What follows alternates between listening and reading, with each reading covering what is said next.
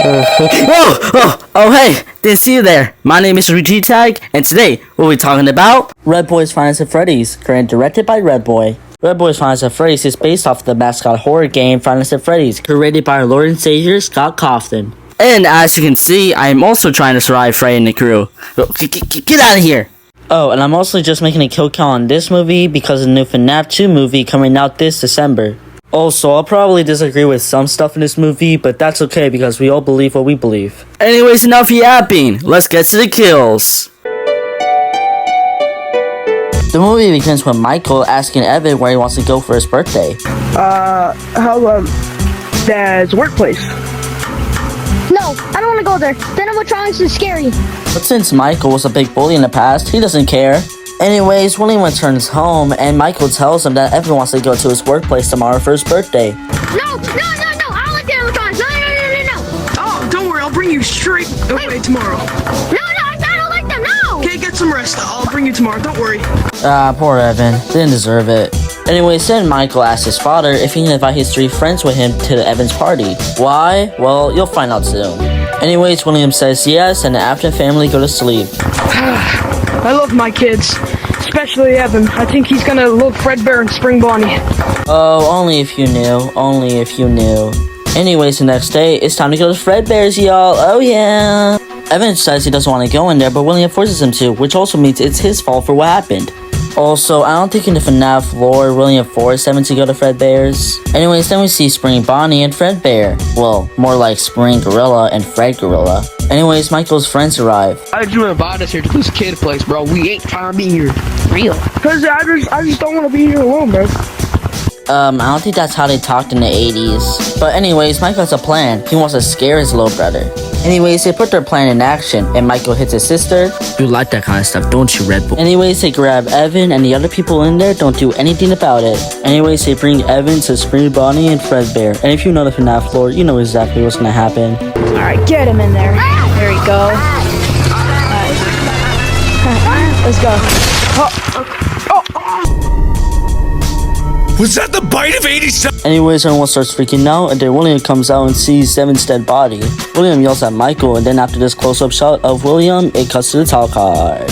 Anyways, 3 years later, we see Michael trying to talk to his father, but William wants nothing to do with him. And when William is about to get aggressive with Michael, he suddenly gets a phone call from Henry. And Henry tells William to go to Fredbear's. When William arrives there, Henry tells him that he wants to upgrade some stuff, like the animatronics, and then shows a Freddy Fazbear, oh yeah! And like that, it's time to reopen Fredbear's, or should I say, Freddy's. Anyways, after Henry opens up the place again, it looks like it's a full success. Anyways, Henry leaves to fill out some paperwork or something. Anyways, then we see some kids to join the new animatronics, and that's where William realizes that this place was the reason that he lost Evan. But no, William, it was you and Michael's fault that you lost Evan. But whatever, because William is getting some revenge and a voice change. This is perfect. And well, if you know the FNAF lore, you know William targets these 5 kids. And none of them notice the weapons behind William's back. Well, actually, one of them do, and William makes a pretty bad excuse for it. And they believe it, but I guess they are stupid kids, so they get a pass. And then William takes them upstairs to play some funny games. And the first game they play is called Kill the 5 Children. I love this one. Anyways, then we see this girl named Susie screaming and then getting drilled to death. Then we see Jeremy trying to fight, but unfortunately, he's no match for William. Then we get this little chase scene of Fritz and William, but unfortunately, Fritz ain't fast enough for William. Then we see Gabriel trying to hide from William, but boom, William finds him. Then we see Cassidy, cornered by William. But before she dies, she has one thing to say. You'll have karma one day. You will pay for what you've done to my friends. Yep, William does not care. Anyways, after that, William decides that he's gonna hide the dead bodies in the animatronics. Good idea, William. Anyways, after that, we see Henry bringing Charlie to work. But the police are here to check this place out. And the police officer tells Henry how 5 kids went missing here and they might have to shut this place down again. We might have to shut this place down again. No. Okay, look, I'll find them. Spoiler alert, he never does. Anyways, after that, William comes out of nowhere. Henry is mad and asks William where was he. William doesn't give a solid answer, so Henry decides to fire him. Oh yeah. Oh wait, that's bad. Anyways, William is out of here. And well, if you know FNAF lore, you know what William's about to do to Charlie. I mean, even this handsome devil says it. Anyways, then William returns home and gets angry at Henry. And Michael's still trying to make his father love him by fixing a light bulb. You think I care? I don't give a hell about you. That's valid, but still, it also is your fault, William. Anyways, Michael also tells his father that he's planning to get a job. William, of course, does not care, and William decides that he's gonna get revenge by killing, you guessed it, Charlie. Anyways, the next day, Henry takes Charlie to work again, and then Michael notices them and asks them if they're trying to break in. But I don't know how Michael does not know that Henry is the owner of this place. I mean, him and his dad did work together. But anyways, Henry needs a security guard, and Michael is willing to volunteer. So him and Henry talk to each other inside, and Henry tells him that he's gonna be watching the animatronics. Oh yeah. Anyways, Henry gives Michael a closer look. Oh, it smells like something's rotting in here. Oh, so someone finally smells it. Anyways, Henry expects to put the cameras, and well, you get it, it's Prancer Freddy's. Anyways, after Michael leaves, Henry goes and tells Charlotte that he's a present for her. And well, it's the one and only puppet.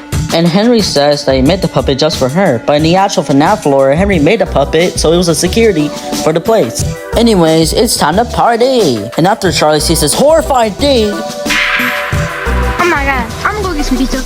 ah yes, the best choice. Anyways, Charlie cuts in front of this kid named Nick because her daddy owns this place. And Nick doesn't like that, so he decides to bring Charlie outside. No one does anything about it, alright. Well, the puppet tries to, but fails horribly. Oh, that reminds me, Elizabeth does not show up for the rest of the movie. Well, she does get mentioned like 2 times later in the movie. Yeah, but it sucks though, because it would have been awesome to see her death. Anyways, back to the kill count. So after Charlie is kicked out, she tries to get her father's attention, but fails. So Charlie decides to go home, I guess. But unfortunately for her, William is here. And Charlie's death is off screen. Alright. Anyways, when the puppet finally gets unstuck, he finds Charlie's dead body. And Charlie's spirit gets inside the puppet, I guess. And then Henry finds Charlie's dead body.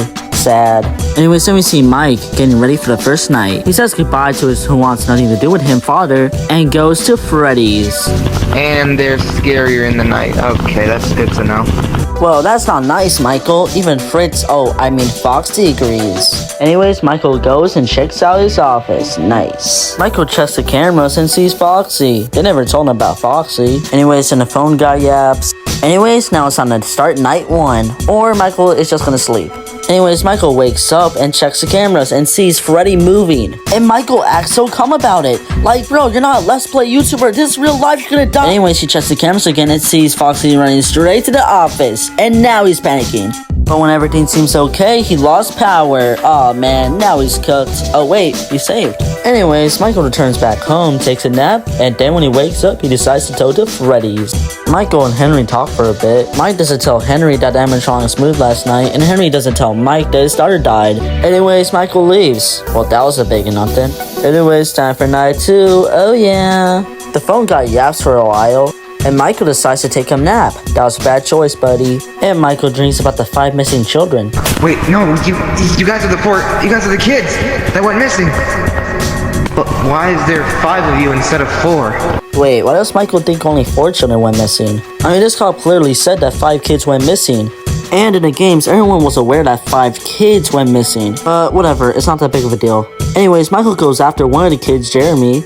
And Jeremy brings Michael back to reality. Bonnie strangles Michael, but luckily Michael is able to escape. He can escape from Bonnie, but not from Chica.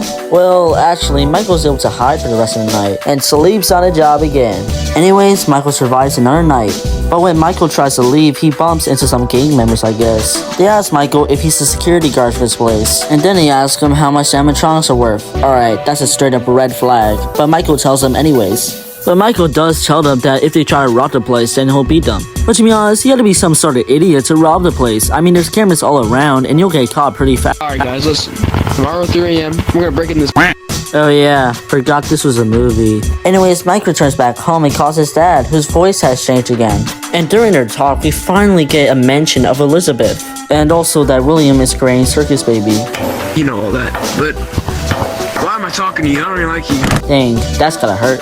Anyways, it's time for another night. Oh yeah! And when Mike checks the cameras, everything looks normal, but then, oh, it's a dumb gangsters from earlier. They also don't believe that Mike's gonna do something. Anyways, one of the gang members, well, I guess I should be calling them robbers. Anyways, P-Pop checks out Freddy. But Freddy don't like P-Pop, so he decides to kill him off screen. And that's when Michael decides to do something. But he realizes that the animatronics are killing machines, so they'll do the job for him. Then the other robbers decide to split up. Not a good decision.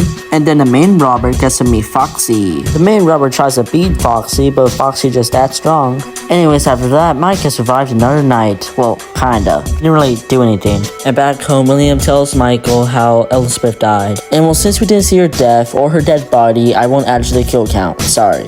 And then Mike tells his father that he works at Freddy's. And now starts the climax of the movie, since that's a big no-no for William. Anyways, it's time for night 4. Oh yeah! Then Mike realizes that his flashlight is missing, and he always had a flashlight apparently. I think he got bigger problems, Michael. Anyways, as Foxy's coming, Mike decides to run past him, cause I guess Mike just really needs that flashlight. Anyways, when Mike finally gets his flashlight back, he stuns Foxy by turning it on. Oh, so that's why he needed it. Anyways, when Mike comes back, he hears the phone guy's death, and I'm not gonna count this kill for many reasons. Anyways, Mike survived another night. Woohoo. But when Mike comes back home, he sees his dad working on something. Let's go to sleep.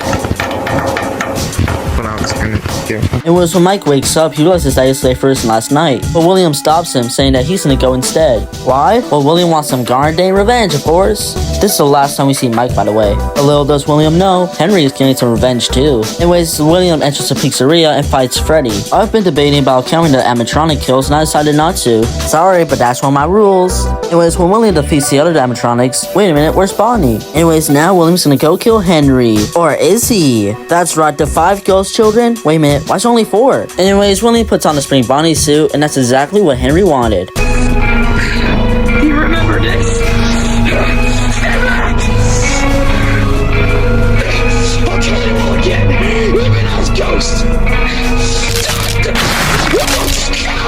Dang, William, get spring locked. Anyways, then Henry burns the place down, leaving William to say his famous words.